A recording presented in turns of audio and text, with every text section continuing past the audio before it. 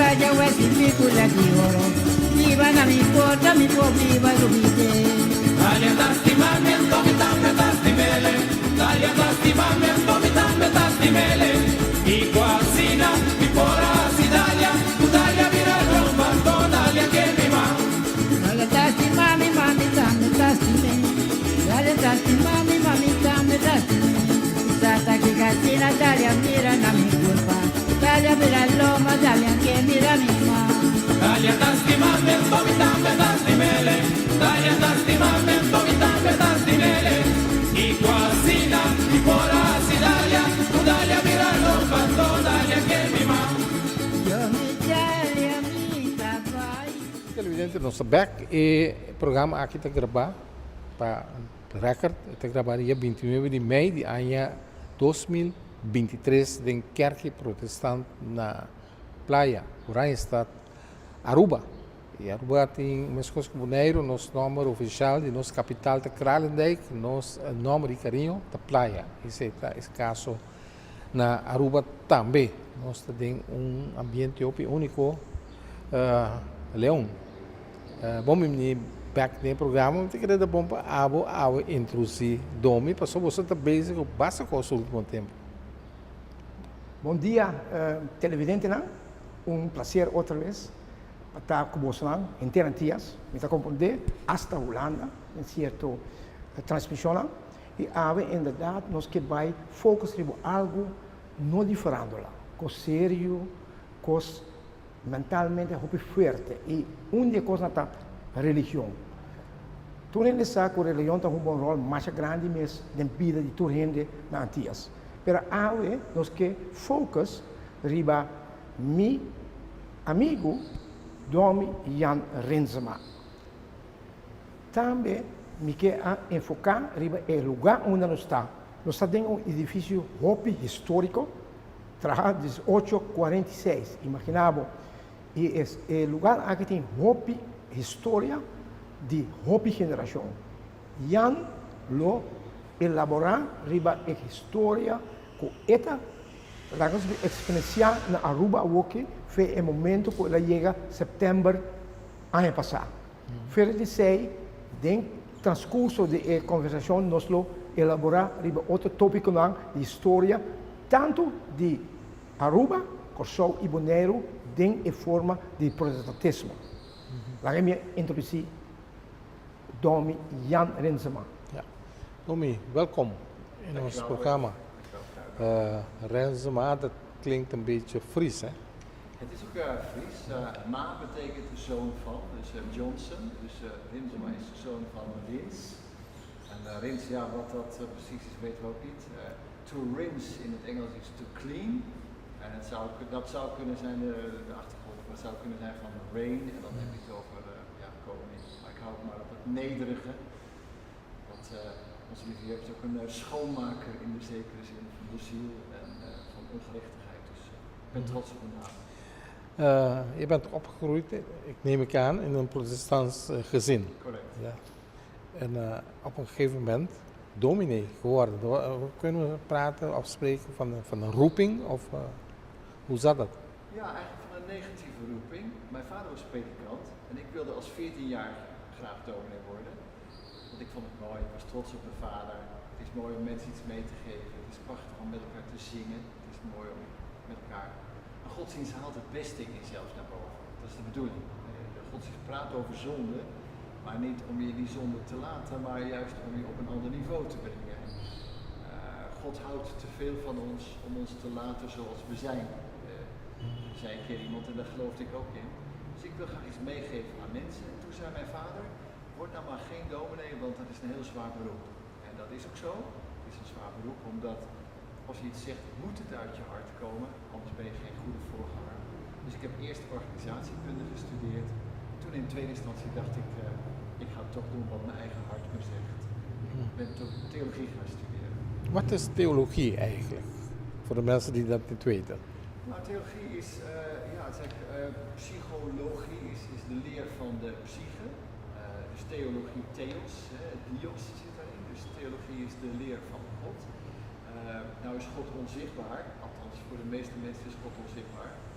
De mensen voor wie die zichtbaar is, moet je een beetje wantrouwen altijd. Maar je kunt wel zeggen, theologie houdt zich bezig met hoe mensen hebben gesproken over God. En dat is in de Bijbel, Oude Testament, Nieuwe Testament. Het heeft ook te maken met gesproken in de geschiedenis, de eerste kerk. De ontstaan van de katholieke kerk, de ontstaan van de protestantse kerken. Dus theologie houdt zich bezig met spreken over God, zoals God zich in de geschiedenis heeft geopenbaard. Maar ook houdt theologie zich bezig met wat betekent godsdienst voor mensen. En dan kom je bij psychologie terecht. En theologie heeft te maken met, als je dominee wilt worden, hoe vertel je het mensen? Hoe breng je het over? Hoe raak je mensen in hun hart met het woord van 2000 jaar geleden? Leon, Abo, belanda de uma família protestante? No, Você família também de Suriname, não? Sim, mi tá de uma família hopi católico. Você nós tem hasta sacerdote de família, hasta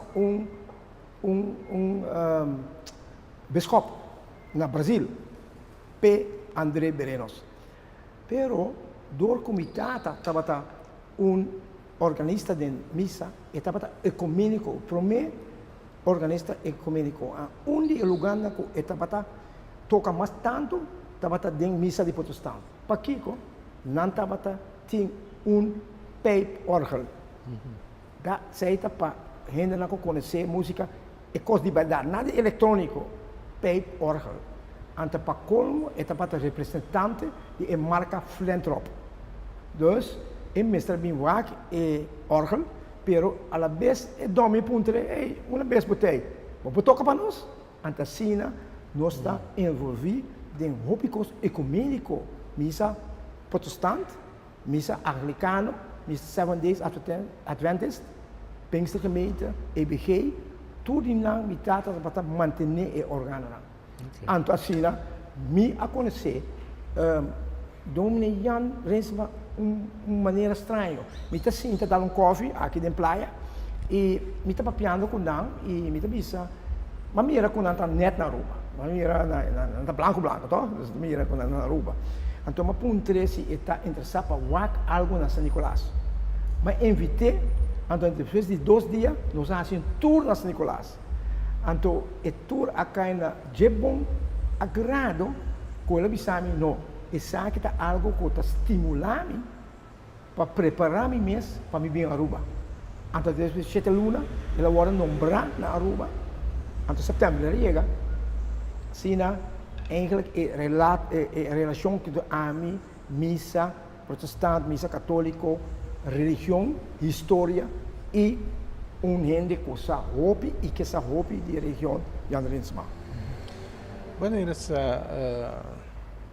protestantse geloof ontstaan, Domi?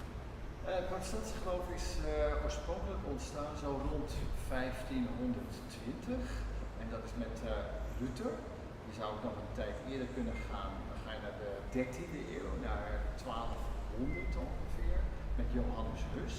Het protestantse geloof is eigenlijk ontstaan doordat mensen zelf de Bijbel gingen lezen. Dus met het ontstaan van het zelfbewustzijn van de burger. Daarvoor was het niet mogelijk om... Nou, kijk, de katholieke kerk heeft altijd... de katholieke kerk is eigenlijk een top-down structuur. Je begint bij een paus en dan kom je uiteindelijk bij de lokale parochie hieruit. En de Bijbel was niet in het bezit van het gewone volk, was in het bezit van de priesters. Maar waarom? Want ik had veel interviews gehad vroeger met protestanten en ze hebben pastoor, dat is gewoon de Bijbel voor die mensen. Ik denk dat daar geen bewuste actie achter zit. Tenminste, daar heb ik geen bewijs voor. Wat ik wel weet is dat de katholieke kerk sterk de nadruk legt op de eucharistie. Dus op het cultische, de transubstantiatie. En gedurende de geschiedenis heb je gekregen dat de katholieke priesteropleidingen zich zelfstandig vestigden als eigen seculiere wereldlijke universiteiten. En die gingen zeggen, de Jezus die aanbeden wordt in de kerk, die hoge Jezus, is dat eigenlijk de werkelijke Jezus geweest die geleefd heeft? Dus er kwam een belangstelling voor de Jezus van vlees en bloed. En waar wordt die in ontdekt? Jezus van vlees en bloed, loopt in de Bijbelverhalen van de Bijbel. En toen, zeg maar, toen die shift kwam, toen is er dus steeds meer focus gekomen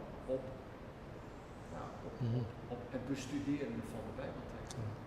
En dat is eigenlijk het begin van het protestantisme. Het begin van het protestantisme in Europa, Ja. heeft dat iets te maken met wat we op school hebben geleerd over de beeldenstorm? Correct. Ik denk dat de protestantisme begonnen is als een opruiming houden.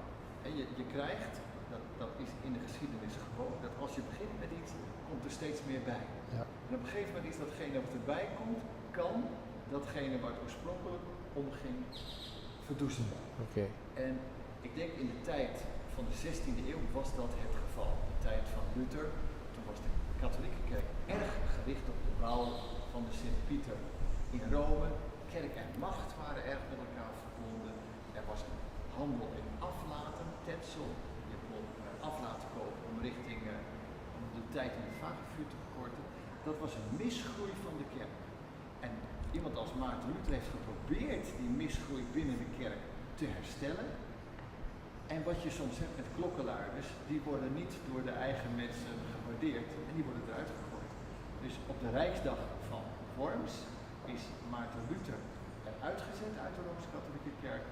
Ja, en toen was het tij al zo anti-kerk, anti-instituut moet ik zeggen, niet anti-geloof, maar anti-instituut, dat Maarten Luther in de Duitse regio duizenden, tienduizenden mensen meekregen. Ja. Maar ze hebben het ook over Calvinisten, Calvijn. Wat is de rol van Calvijn in dit alles? Correct. Dus Duitsland, het protestantisme, is verbonden met Maarten Luther. 50 jaar later had je in Frankrijk, in Noyers, een man, die heette Johannes Calvijn, een jurist en een theoloog. Die is verbonden geraakt. Was hij een Fransman? Calvijn, dat klinkt Nederlands. Calvijn. Calvijn, het is... Zeker. Ja, het was een Fransman. En toen in Nederland de Oranjes, dat is een interessant verhaal, de Oranjes tegen de Spanjaarden willen vechten, toen hebben de Oranjes invloed laten toegaan tot zichzelf van het Calvinisme. Waarom? Omdat het Calvinisme kent de opstand tegen de vorst. Dat ken je niet binnen het katholicisme, dat ken je ook niet binnen het Lutheranisme, maar Calvijn, heel bijzonder, kent de opstand van het volk tegen een vorst. In lijn met de profeten uit het Oude Testament. Niet om de vorst kapot te maken, maar om de vorst te brengen tot de roeping waartoe die geroepen is. Het volk te leiden met liefde, met aandacht voor de wezen en de weduwe. Later kom je ook bij de reformeerden. Ja, dus de overgang van Rooms-Katholicisme naar protestantisme. En protestantisme is dus Lutheranisme en Calvinisme. En daarna zijn er nog een heleboel ismen gekomen. Maar die hele beweging heet de Reformatie. Dus het is een reform, een hervormeren van de vorm van het geloof. Ja. Avete chiedere Leon cu protestantismo e Bonaire per tempo di Westernse Compagnie. Sì. Dat klopt toch? 1634. 1634, ja, acaba. E promene Nederland estava protestant. Ja. Maar ze hebben niet direct een kerk op het... Bedoelt u hier op Aruba? Op Aruba, Bonaire ook. Protestantisme op Bonaire die loopt ongeveer samen met die van Aruba. Correct. De eerste kerk hier die werd gebouwd in 1822. Ja. Bonaire 1847 geloof ik. Het protestantisme op Aruba, ik denk dat het ook in de andere gedeeltes is geweest van de Caribisch gebied, is verbonden met de West-Indische Compagnie. En als de handelaren hier naartoe kwamen met hun schepen, dan zorgden ze ervoor dat aan boord natuurlijk handelaren waren, handelswaar was, een rechter, soldaten en een dominee. En de gedachte was eigenlijk heel simpel. De handelaren wilden handel drijven, De soldaten bewaakten de orde, de dominee vertelde wat goed en kwaad was. En als de mensen zich daar niet in hielden, dan zei de rechter, nou, je moet even het cachot in om je leven te beteren. Dus de eerste dominees waren in dienst van de West-Indische Compagnie. En ik weet het van Aruba, dat dus ook de gouverneur voorzitter was van de kerkenraad hier ter plaatse. Ik weet ook dat een dominee, die had het zogenaamde tafelrecht. Dat betekende, zijn salaris was gering, maar als hij honger had, dan kon hij mee eten aan de tafel van de gouverneur. Dat was een deel van zijn inkomen in natuur. Nou, je begrijpt wel, dat is geen natuurlijk verband. Hè? Een dominee en een gouverneur en een zichzelf respecterend dominee laat zich niet verlagen tot een moraalprofeet in dienst van de overheid.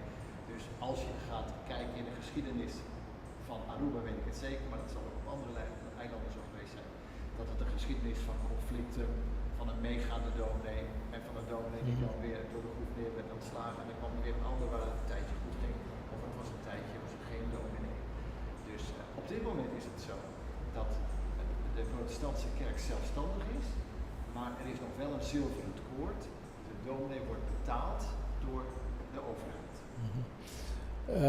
Na Aruba, respeito ao tempo, but conhece população arubiano hobby bom.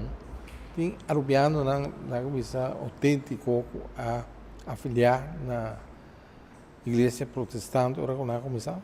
Sim, naturalmente. Não olvida é família de Veer, Eeman, de Brod, Lampe, Cruz, está rendendo protestante. Não está vindo de Zeeland. Veel Vlissingen, Middelburg, de Veer, toevallig também veel Rotterdam. Rotterdam é uma cidade protestante. Dus toen hen dan kota assim negócio tá protestante. Não olvidar que Aruba tá wordt manejado door um governo protestante. Governador tá protestante, kapitein tá protestante, toen é protestante. Não nota que é católico riba isla. Não aguanta, não afo. Não larga solamente es una de Venezuela 30 como huésped. Bem vai. Padre peruano. Juist, padre peruano, bem, pero embora ela bem assim, seu trabalho vai bem. Então, ora, não mira que a autoridade de manejar país é muito grande. Por exemplo, salubridade pública, infraestrutura, enseñanza, tudo que não me aguanta. Nós, como protestantes, é uma coisa rende mais. Quanto a economia, finança, negócio. Você aqui nós também na católica lá, duas coisas. Salubridade com ensinança. Isso é três placas para nós. PC fez tempo aí, e ensinança e salubridade de mãe católica lá. Padre dominicano, ainda bisa. Sim, é o primeiro grupo. Sim, Monsignor. Mas tem uma história, uma história, mas aqui o povo ainda bisa que o governo permitir católico na Monsignor Nguyen para operar para ter essa tranquilidade e cativo não está viva em concubinato, não está para comportar a mesma a moral, então não permitir Monsignor Nguyen para operar. Esse é um pensamento correto na Aruba também? Não, na Aruba não. Não olvidar que só ela sucede com a luta de Tula. Monsignor a intermediar para não matar todo mundo em branco. Então, aí você mira que me quer com a sala fez é dito de Bíblia que botei para trazer paz, botei para matar gente. Então, é não usa naturalmente, pero o rol de a missa católica é muito controversial, não? Mas não olvidar não tá, mas tem escravo, cativo. New ventaja é 3, não? Ela é placa para 3. Não, Bonaire também tem um que chama Juan Candela. Justo. Tem um outro que chama Jean Baptiste. Para com a trailista, hora de abolição. Quando vamos tirar a placa, então dois pastores aí tá tem cativo. Na 400 florins dois. Juist. New ventaja é 600 florins. Então tem 3 cativos. E cota controversial sobre a woco e costa atual, você pensa que rol é missa a hunga de tempo é bom não também tem protestantismo. Nanta sa numa o Nguyen Jan die Polen die noemt hem, hij spreekt over de emancipatie en de emancipator. En de emancipator bedoelt hij, Monsieur Nieuwen, maar hij, toch, hij was toch niet helemaal zuiver. Juist. Voor ons in de geschiedenis, we willen dat niet zeggen, maar in de geschiedenis was hij niet helemaal zuiver, omdat hij ook meedeed aan eigenlijk wat ik heb vandaag van dominee gehoord. Er is in de 10 geboden is een gezegde waarbij je ziet dat onze lieve Heer heeft de mensen uit de slavenketenen gehaald. Het is niet omgekeerd. Ja, maar de protestanten op Bonaire, die hadden ook slaven. Ja. Juist. Misschien de dominee niet, maar wel de... Ik denk, hier is de predikant geweest die ook slaven gehad heeft. Ja. Dat is, ik wil graag nog even iets vertellen over de aard van de geest van het protestantisme. Omdat ik jou hoorde spreken over de eerste families, de founding families van dit eiland. Kijk, ik denk om de geest van het protestantisme te begrijpen, moet je zeggen dat met de opkomst van het individualisme, van het ik-denken in Europa, met de opkomst van de burgerij, met de handelslui die zeiden, ja, we laten ons niks zeggen, wij zijn individu, we kunnen het zelf wel. Een individualistische, entrepreneurachtige geest, dat heeft zich ook vertaald in de kerk. En het protestantisme is een typisch voorbeeld van waar tijdsgeest en geloof met elkaar samengaan. Of een soort binnenkant en buitenkant zijn. Het protestantisme legt sterk de nadruk op het individu. En dus ik wil het afzetten tegen het katholicisme. Maar het katholicisme zeggen zoals in zo'n warme, omarmende moeder. Een soort kom in de moederkerk. Het protestantisme is wat harder. In het protestantisme wordt gezegd, jij hebt talenten gekregen. God heeft je talenten gegeven, daar zijn gelijkenissen van. En wat doe jij met die talenten in jouw leven? En dan komt er een dag, dan wordt je gevraagd van, wat heb je met je talenten gedaan? Nou, het gaat daar over geloofstalenten, over barmhartigheid, liefde, compassie. Dat zijn de talenten die de Bijbel bedoelt. Maar hoe makkelijk is het om die talenten ook seculier of wereldlijk te vertalen en te zeggen, je hebt je intelligentie gekregen, je kunt je handjes gebruiken. Wat doe je met je intelligentie? Wat doe je met je handjes? Er zit dus in het protestantisme een drive om individuen aan te zetten tot beter presteren. Daar zijn boeken over geschreven. Een van de beroemde titel daarvan is Protestantism and the Soul of Capitalism. Dus dat kapitalisme en protestantisme heel goed bij elkaar passen. Je ziet ook dat mensen de Bijbel in handen krijgen. Dat betekent, je moet kunnen lezen. Ik kan jou wel een Bijbel geven, maar je zegt, ik begrijp het niet. Dan heb je niks aan die Bijbel. In deze kerk staat, het woord van God is eeuwig. En daar wordt mee bedoeld, de woorden van God die geschreven staan. Dus ik geef jou die Bijbel en dan zeg je, ik wil ook leren schrijven. Hebben de protestanten geprobeerd om de slaven te bekeren? Ja, we hebben, er zijn getuigen. Kijk, moet je zeggen, slavernij is een zwarte bladzijde in de geschiedenis van de mensheid. Een hele zwarte bladzijde die al duizenden jaar oud is, waar de kerk beter had moeten weten en sterker en steviger had moeten handelen. De kerk is te veel deel geweest van zijn eigen tijd en heeft onvoldoende afstand genomen tot zijn eigen tijd, terwijl de kerk beter wist. En soms zelfs slavernij ook verdedigd heeft met allerlei bijgevallen. Dat is een zwarte bladzijde in de mensheidsgeschiedenis, ook in onze kerk. In de tijd waar we over spreken, hier, en dan praat je over de 19e eeuw, begin van de 19e eeuw, was slavernij een deel van de samenleving. Net zo goed als vlees eten op dit moment een deel van de samenleving is. En de slaven die hier waren, ik geloof dat wij 540 slaven gehad hebben op een bevolking rond, je moet me wel helpen, maar ik denk 2000 mensen. Ja, niet minder. Ja, minder zelfs 1850 mensen. Slaven waren deel van de samenleving hier. Ik kan wel zeggen dat de slaven die hier te werk gesteld werden, waren vaak in de zorg of huisslaven of mensen die Op de bediendes waren. plantages ook, We hadden toch? geen plantages.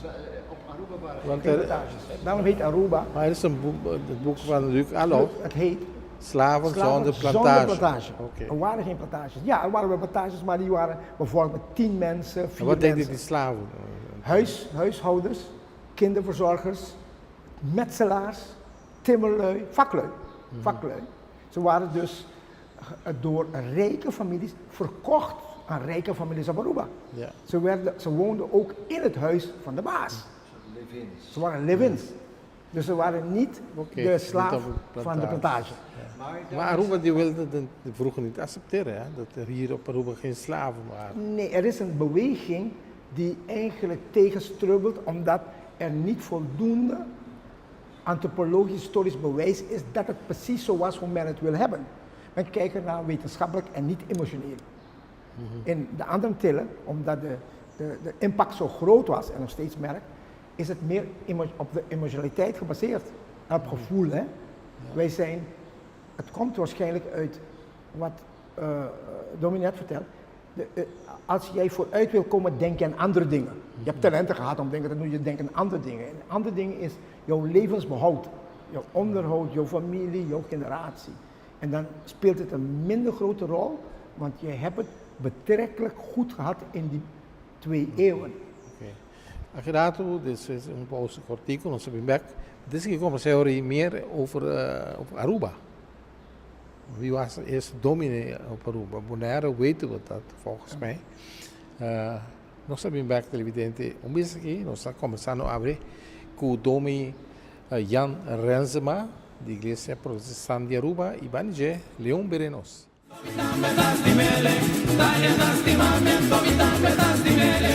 I quasina, i porasi d'aria, tu dalia virano, quando dalia che mi va. Tomitambe dasti mele, dalia dasti mami, tomitambe dasti mele. I quasina, i porasi d'aria, tu dalia virano, quando dalia che mi va. O programa televidente está gerência, AUE está bilingual, está na papiamento, está na holandês, domi da papia holandês, domina da papia nada de papiamento. Oh, un poco. Bon dia, muchanan en bon dias, bon noches. I take lessons, ik neem lessen in het papiamento. Maar Het is toch belangrijk. om hè? het te lezen gaat goed. Ik kan de kranten al lezen met een woordenboek erbij. Maar om het te spreken, dat moet ik nog gaan ontdekken. Oké, laten we doorgaan over Aruba. Correct. Dit is een thema op Aruba. 1829, zei u, ongeveer in die tijd. 1822 is hier de eerste kerk gesticht. En eigenlijk vanuit Curaçao, omdat er 6 dames waren die op een boot een tochtje hebben gemaakt vanuit Curaçao naar Aruba. 6 protestantse dames, weer vrouwen, of in ieder geval vrouwen die aan het begin staan van een nieuwe ontwikkeling. En die zagen hier de gemeente, die zagen Aruba. Die wisten dat er protestanten waren, maar die wisten ook dat er geen kerk was. En toen hebben zij in Curaçao de zaak aanhangig gemaakt. En zo is er in 1822 vanuit Curaçao een eerste iemand hier benoemd. Een Klaas van Eekhout. En dat was een onderwijzer die godsdienstonderwijs gaf. En die ook op de plek waar we nu zitten, het oude woonhuis van de familie Arends, bijeenkomsten organiseerde om daar bijbelonderricht en samenkomsten te geven. Toch een vraag over die slaven. Tuurlijk. Kijk, op Bonaire is in de protestantse kerk een slavenkind gedoopt. Correct. Is dat hier ook op Ja. Aruba geweest? Ja, dat is bij ons ook gebeurd. We hebben in de boeken van de doopboeken, er zijn ook namen van slaven, een aantal, niet veel, maar een aantal. En ik weet ook dat er onderricht is gegeven aan die slaven in het papiamento. Waarom ze zich hebben laten dopen, dat weet ik niet. Wat wel zo is dat de gemeente open is geweest voor slaven. Vaak kwamen de slaven ook mee naar de kerk. En je kunt het heel romantisch maken, maar ik denk dat gewoon het gezin de huisslaven meenam, ook naar de kerk toe. En dat toen in de kerk is gezegd, als ze naar de kerk komen, dan horen ze het evangelie, dan moeten ze daar ook op kunnen reageren. En in die zin moeten ze eigenlijk ook gedoopt kunnen worden en ook belijdenis kunnen doen, wat ook gebeurd is. Merenos, tem uma família, você mencionava que a família era de primeira hora protestanten van de eerste uur op Aruba. Wie waren die families? Ik hoorde arends, lampen. Er zijn ongeveer 27 beroemde, wat ze noemen patriciërsfamilies, die zijn door de handel hier gekomen. De eerste familie is geweest een zekere Dorcas. En die is gekomen in 1605. Even gebleven, is weggegaan. En als je kijkt naar de mensen die zich gevestigd hebben, dan begin je bij een familie Cruz die niet meer bestaat. De eerste Cruz komt uit Frankrijk. Die is in 1705 gekomen. Daarna kreeg je mensen zoals Zeppenveld, Eeman, De Veer, Lampe, Audubert. Dat waren hugenoten hoor, by the way. Dat zijn hugenoten voor de hugenoten zijn de protestanten uit het zuidelijke, we moeten het zo uitleggen, uit het zuidelijke deel in Europa, die, je moet niet vergeten, er was een oorlog gaande tussen Frankrijk en Nederland, Frans, en die hugenoten waren protestanten. Werden vervolgd, hè? Ja, die werden vervolgd, vandaar dat ze zich afgescheiden hebben en zich altijd hebben verzet tegen de gevestigde orde van die mensen daarboven, in het noorden.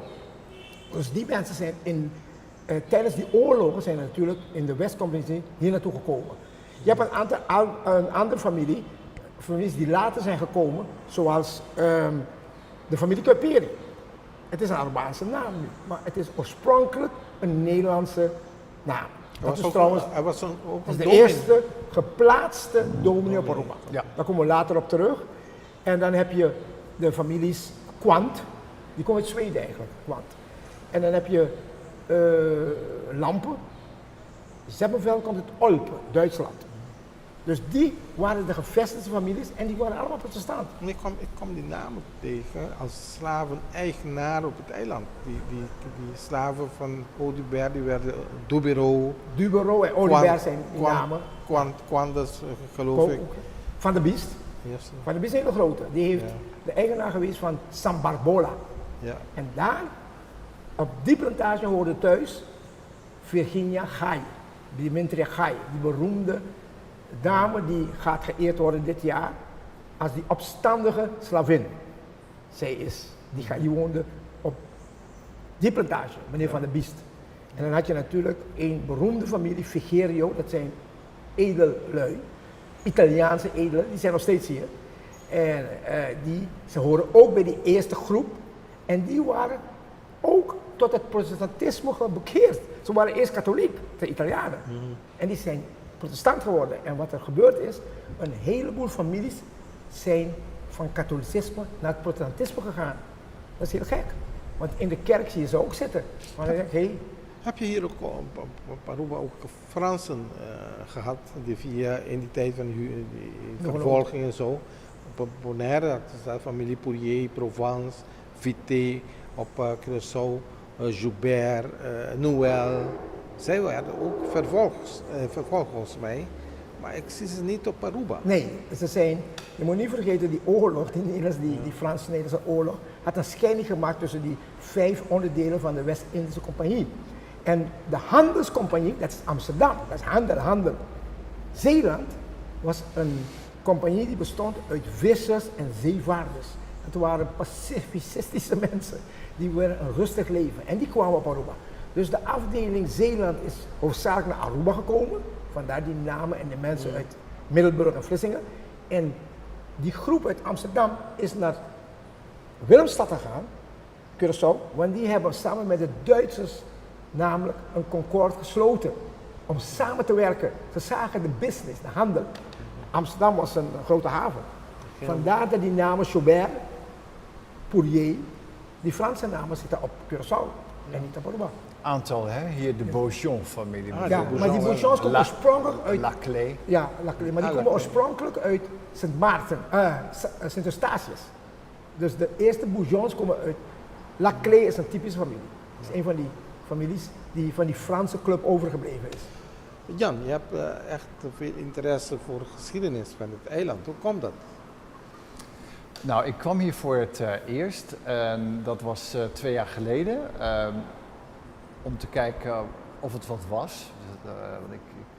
Dus ik werd gevraagd om hier predikant te worden. Toen dacht ik, waar ligt Oranjestad? Toen dacht ik, laat ik eerst even 3 maanden gaan kijken. En ik vond het zo'n ongelofelijke verrassing om Nederlandse cultuur te vinden op zo'n grote afstand vanuit Nederland. En ja, ik was meteen verliefd op het eiland, ook op de mensen, zeer prettige mensen. En natuurlijk het weer is prettig, maar ook om hier je eigen taal terug te vinden. En om hier in de archieven al die geschiedenis waar Leon ook over vertelt, terug te zien. En je ziet ook op zo'n eiland als dit de kracht van het individu. Je ziet dat een aantal ondernemende mensen uit Duitsland, de eenmansfamilie, maar uit Nederland ook, en misschien ook uit andere delen van de wereld, hier op zo'n eiland de kans gekregen hebben. En dat zie je in de kerk terug, maar dat zie je ook in de hotels terug. Je ziet het ook in de bouwkunst terug. Aruba heeft prachtige bouwkunst uit de 50e jaren. Hele prachtige ontwerpen, gedurfd met beton. Dus voor mij is het betreden van een nieuw gebied. En ja, ik ben inmiddels net in de 60, maar het is zo'n Fundgrube om hier te zijn. Dat ik tintel helemaal van de mooie dingen die ik zie. Er is toch best veel geschreven over protestanten op deze eilanden. Hartog heeft het boek Mogen de eilanden zich verheugen. En ook in zijn boek over Aruba, Bonaire, Curaçao. Ik weet niet of hij ook protestant was. Hij was katholiek. Katholiek was hij, Hartog. Ja, Hartog was katholiek. Ja, toch heeft hij zo anders besteed. Ja, liep altijd rond in een soort wit tropenpak door het dorp, iets zonderlings. Ik heb het nooit gekend natuurlijk, maar ik heb zijn boeken gelezen en ook gehoord over. En hij heeft ook zijn hele bibliotheek, geloof ik, aan Aruba geschonken. Hè? Hij woonde precies 100 meter hier vandaan. Ja? Op de hoek. Pica Marina. Daar woonde hij. Ik ben toch goed op de hoogte. Ja, je was goed op de hoogte. Dus dat mooie pand daar heeft hij dat boek. Hier, dat boek van Bonaire ook. In het voorwoord staat, hij had geschreven Pica Marina. En het mooie van Aruba is dat je ziet hoe verschillende culturen met elkaar samen leven. En samen gaan leven en samen willen leven. En we hebben op Aruba 90 verschillende nationaliteiten. Heb ik ontdekt in het boek van het CBS. En ik zie dat in de kerk ook terug. Daar hebben we half Arubaans. En daaromheen Nederlanders, maar ook mensen uit Curaçao, Bonaire, mensen uit Suriname, mensen uit de Engels Barbados en dergelijke. En ik vind zo'n kerk dan een oefenplaats voor mensen om te leren van elkaar. Kijk, als je anders bent dan een ander, en dat ben je als je een kleurtje hebt, of laten we zeggen, als je wit bent, ben je anders in een land wat meer donker is, en als je et cetera, dus mensen zijn anders. Dan kun je zeggen, ik gebruik mijn identiteit om te zeggen, ik ben anders dan jij en kom niet in mijn gebied. Dat is, you're entering my privacy. Maar je kunt ook zeggen, ik ben anders dan jij en kijk eens hoe God mij geschapen heeft. Ik laat aan jou zien hoe ik ben. En het mooie van Aruba is, de mensen laten enorm kijken in hun ziel. Ik vind dat de mensen heel open zijn en de mentaliteit hier van de mensen. Ik ken de andere eilanden niet, maar die komen sterk uit Venezuela, Zuid-Amerika. Dat is een hele zachte, dienstbereide, dienstwillige cultuur. En dat ontroert me. Ik kwam hier vorig jaar september. Ja. En wat heb je gedaan in die tijd? Sinds geschiedenis uitgezocht, onderzoek gedaan. Ik heb, wat is er beschikbaar aan archief bijvoorbeeld? Ja, ik heb, toen ik hier kwam, dan is alles nieuw en alle mensen zijn nieuw. En je kunt binnenwandelen en zeggen, ik ben die en die en ik ben benieuwd hoe het eiland hier is. En zodoende heb ik Leon ontmoet, ook Peter Scholing ontmoet. Ik heb Wim Rutgers ontmoet. Dat is iemand die ook heel veel geschreven heeft over de cultuur van dit eiland. Edric Kroes, die in het Nationaal Archief werkt. En al die mensen vinden het prachtig om iets te vertellen over hun eiland. Dus ik heb heel veel gesprekken gehad met dat soort mensen. Ik heb ook alle gemeenteleden heb ik proberen op te bellen. Met heel veel gemeenteleden heb ik een gesprek gehad over wat betekent het om hier te wonen. Om je de ziel van het eiland eigen te maken. Als je het hebt over gemeente, valt Pieterplat ook onder die gemeente of zijn dat aparte gemeentes? Ja, we hebben dus op het eiland de protestantse gemeente van Aruba. Oké. Dat is de overkoepelende kerk. En daar zitten 4 losse wijkgemeentes onder. Dat betekent Pieterplat en San Nicolaas. Daar is Peter Hazenoot de voorganger. En ik ben de voorganger hier in Oranjestad. En ook nog in de oude kerk van de Lago. Dat is de Cerro Colorado Community Church. Een kerkje wat vroeger ooit was de huiskerk van de Lago. En die kerk bestaat nog steeds. Hij bestaat sinds 1939 en vanaf die dag worden er elke zondag nog kerkdiensten gehouden. Dat was een Anglicaanse kerk vroeger of niet? Nee, het was een protestantse kerk, maar een interdenominational. Er is ook nog een Anglicaanse kerk. Daar was Father Jacob, die vorig jaar is overleden, was daar de voorganger. Dat is ook een Engelstalige kerk. Bij Cerro Colorado heb je dus de campus, waar de huizen staan. Dan heb je de Lago. En daartussen, vlakbij Baby Beach, staat nog een kerkgebouw. Wat nodig gerestaureerd moet worden. Maar een prachtig kerkgebouw. En dat is interdenominational, dus altijd een dominee geweest. En vanuit onze kerk heeft dominee Van der Doel daar ook gestaan in de 90e jaren. En daar is elke zondagochtend om 8:30 een kerkdienst. Engelstalig, Engelse hymns, er is ook een piano bij en muziek. En daar komen op dit moment tussen de 15, 25 mensen, klein. En af en toe zijn het er 40, want we hebben ook te maken met mensen die ooit geleefd hebben, gewerkt hebben, geboren zijn bij de Lago, die weer terugkomen, nu ze een jaar wat ouder zijn, op een soort sentimental journey. En dan via Facebook groepen weer de Lago bezoeken en ook naar de kerk komen. Hoe is de kerk in Pieterplat ontstaan? Want Pieterplat was vroeger echt een volksbuurt, hè? Je zou daar geen protestanten tegen verwachten. Ja. Nee. Wat was de reden? Was er problemen met de katholieke kerk? Ik kan alleen mijn verhaal vertellen, misschien kan Leon het aanvullen. Ik weet dat hier de dominees af en toe preekten in het Papiamento. En wat ze dan deden is, de mensen die hier in Oranjestad woonden, hadden vaak zomerhuisjes in de buurt, in het platteland, in de Konuku. En de dominee hier, dominee Kuiperi bijvoorbeeld, ging dan 1 keer in de zoveel tijd preken in de buurt van Pieterplat, in het Papiamento, voor de mensen die daar op vakantie waren. Dus de eigen gemeente daar op vakantie, maar ook voor de mensen die daar in die buurt woonden. En zo is daar die kerk ontstaan. En ik geloof dat er ook nog een keer een klein brandje geweest is. Ja. De oorsprong eigenlijk van die kerk. Zijn op Papiamento, heb je idee? Origen de imense que dat was het seguinte. Católico e protestante na Pieterplat para hopi junto, estranho kota. Sobre gente na kota tem buitenverblijf, kas afo, dat het gente kon tiki placa. Pero não tá protestante. Não por bij misa Santa Cruz. Não por bij escola Santa Cruz também. Na Mestre Bim Playa. Anto misa católico a regalar comunidade protestante e pide terreno. Imaginava, católico lá, bisschop, a regalar pide terreno. Você que eu me tá donando pide terreno, anto bos entrar no bos misa e banda. 1900 precies 1899. Net het tempo en na traje. Dus na e pide terreno di católico para trazer na misa. Kiko na que bij hen bij de playa. Op Burico of lopend. Hè.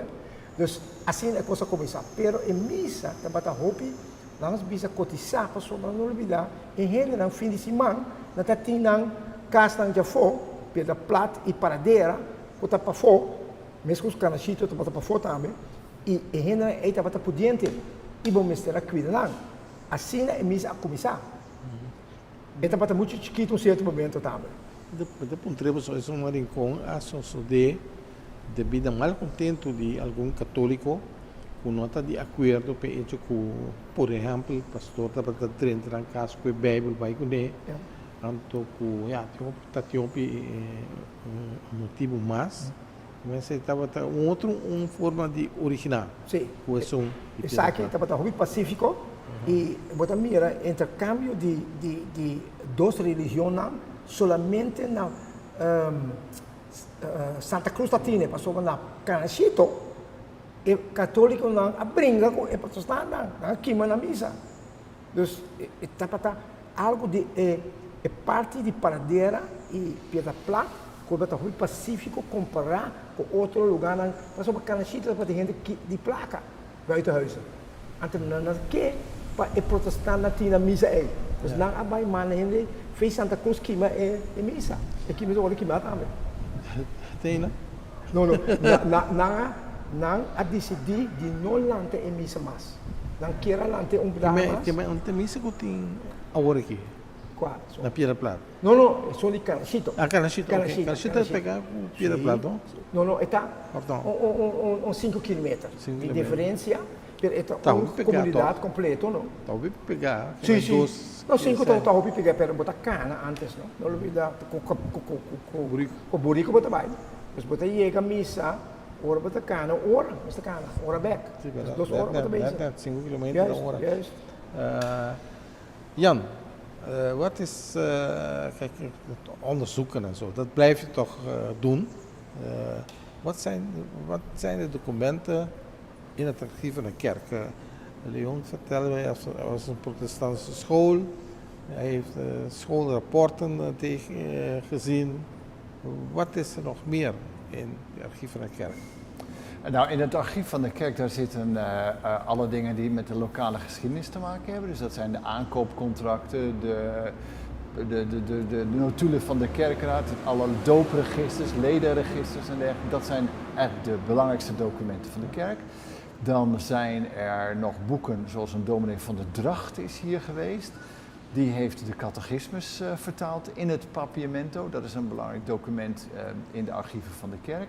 En wat een heel belangrijk document in de archieven van de kerk is, dat is natuurlijk de Bijbelvertaling die gemaakt is vanuit het Nederlands in het Papiamento vanuit de protestantse kerk.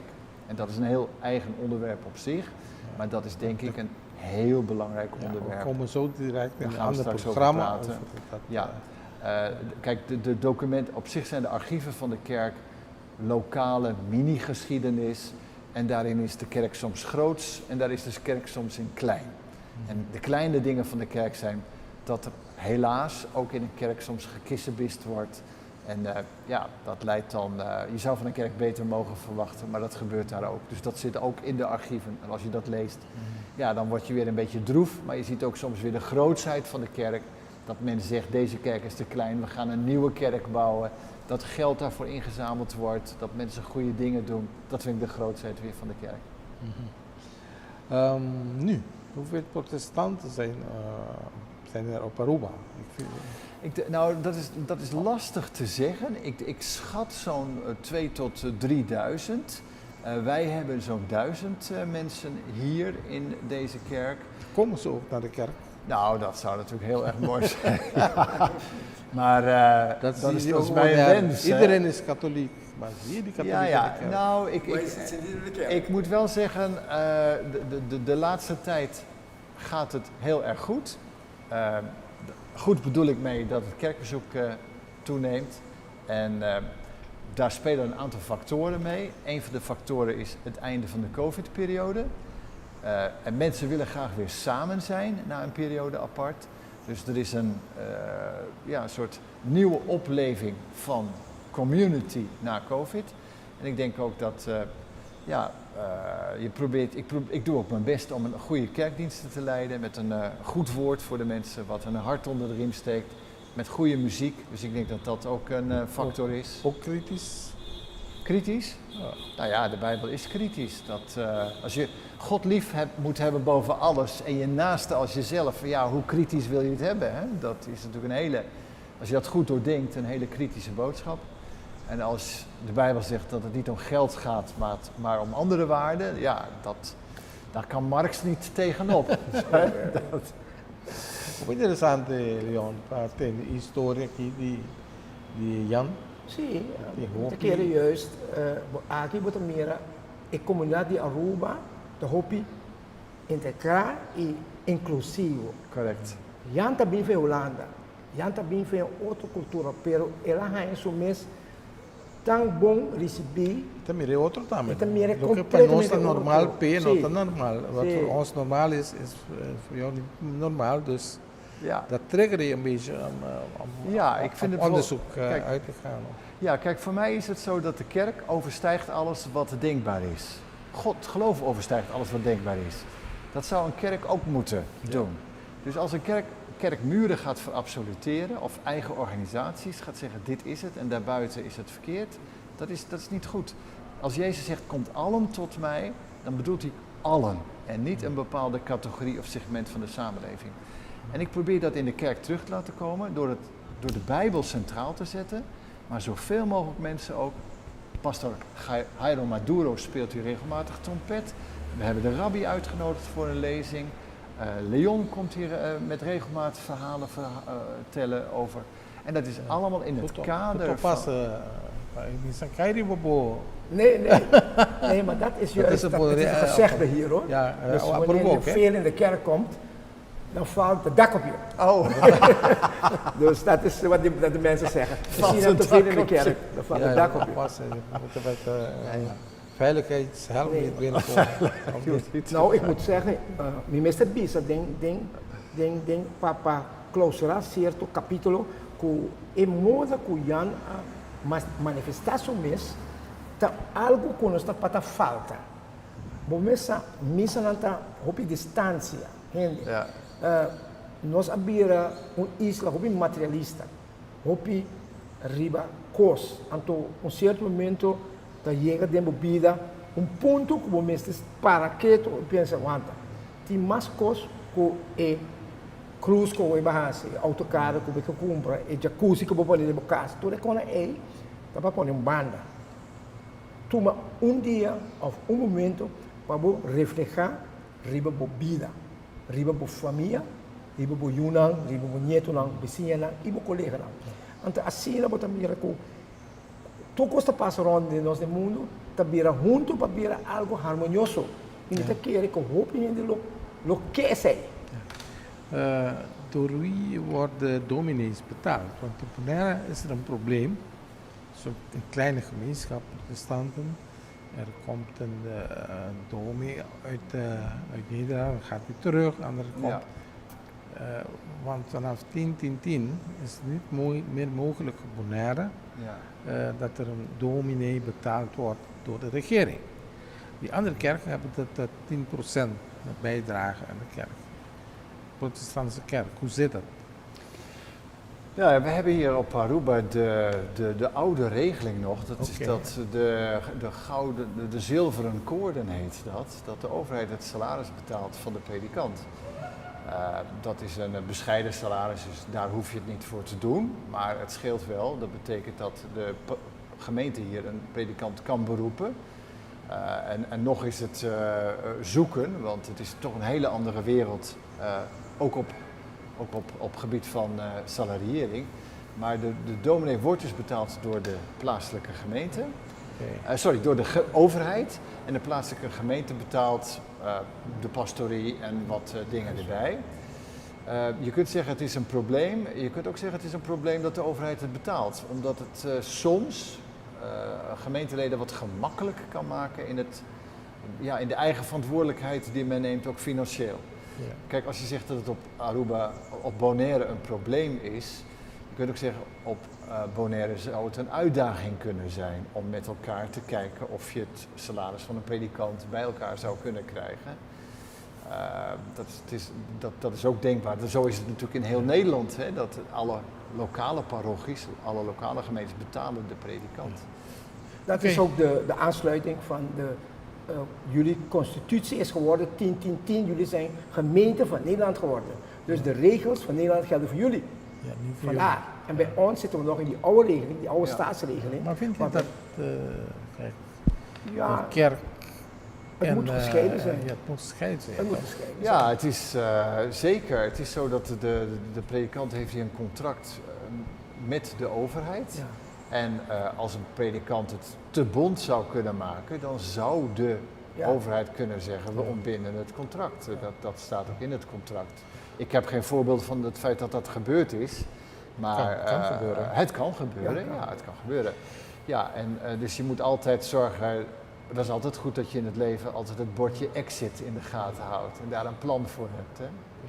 Bedankt jullie allebei voor het programma. Graag En, gedaan. we gaan later Laten we een ander programma. Wat leuk is dit. Leuk. Kunnen we dit terugzien? Natuurlijk. Waarop? Hoe zie je? Telearuba, Heb je... later op Oh, alle YouTube, kanalen. YouTube. Oh, Telearuba. Gaat Kun niet jij de- verloren, Jan. Kun je wordt de bewaard, mail de sturen, de bibliotheek link hier. sturen? Ja, maar je krijgt ook het hele programma van mij. Want hij heeft een hele, ik denk, je hebt meer dan 500 programma's. Nee, Dus ik- meer hoor. Maar jij maakt die programma's, zeg maar, levert die, verkoopt die aan Telearuba? Nee, we geven ze gratis aan Gratis. iedereen. Oh, We krijgen gemeenschap. subsidie van OLB, dus Openbaar lichaam Bonaire. Dat was Nederlandse het. gemeente. Bom, dan zeg ik dat we de Tour Televidente in het programma Herensie Awe, maar papeku Jan Rensema, Domi Protestant Aruba e com o senhor Leon Berenos.